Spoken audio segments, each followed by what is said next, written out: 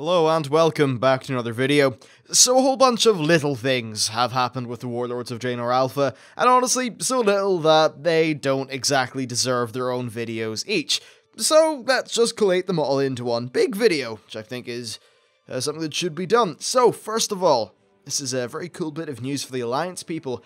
They are actually hoping to have Stormwind completely repaired by patch 6.0. That makes me very happy because, look, Stormwind has been missing a district and, a few other problems for quite a while, and it's been a bit ridiculous that it's lasted so long. So it's definitely going to be nice to see our city sort of back up and rolling with the next patch. Now, this was confirmed on Twitter via Mumper, and in the same fell swoop, he also confirmed that they wouldn't be doing anything to Silvermoon in patch 6.0, but I don't think Silvermoon really needed anything. I mean, it's a really kind of beautiful looking city as it is. Okay, I suppose some people would like flying there, but it's just not worth the work. It really isn't. There's more important things for Blizzard to be focusing on at the minute. So there's that. Now, next up, we have some little bank-related things. There is a reagent bank. This is another tab in your regular bank, and it's got 98 slots in it. What's really cool about these 98 slots, though, is they're meant for reagents, and your reagents will form stacks of 200. It doesn't matter what reagent it is. If it's ghost iron ore, then you can stack it up to 200. I've got to tell you, this is absolutely fantastic.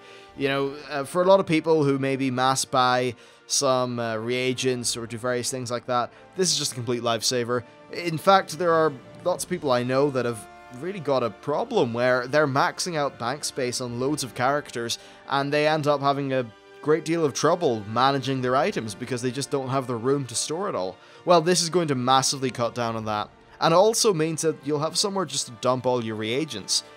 So, in terms of just keeping your bags clear, if you do happen to be back at the town, then just throw all your reagents in the bank. It doesn't matter, you've got so much room that there's not a great deal of consequence to it. I think that helps out a lot, and it's a pretty good way of just giving us an extra little bit of quality of life.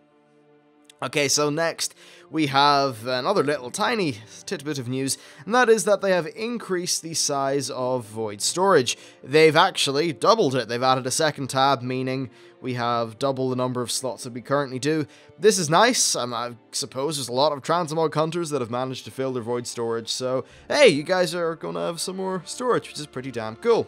Okay, next we have the blueprint prices for the garrisons. If you're not aware, with garrisons, by the way, well, you unlock most of the buildings, or at least many of the buildings, as you level up, just by completing quests.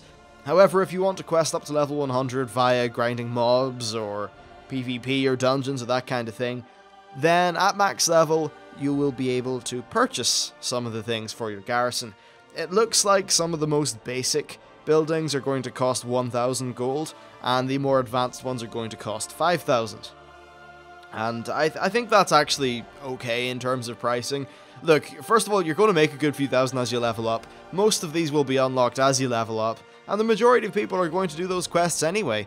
Plus, could you not just get to level 100, get all your good gear, and then just, sort of like cruise your way through a few quests to unlock these things? I don't think it's a major issue, and I guess it's a decent enough gold sink.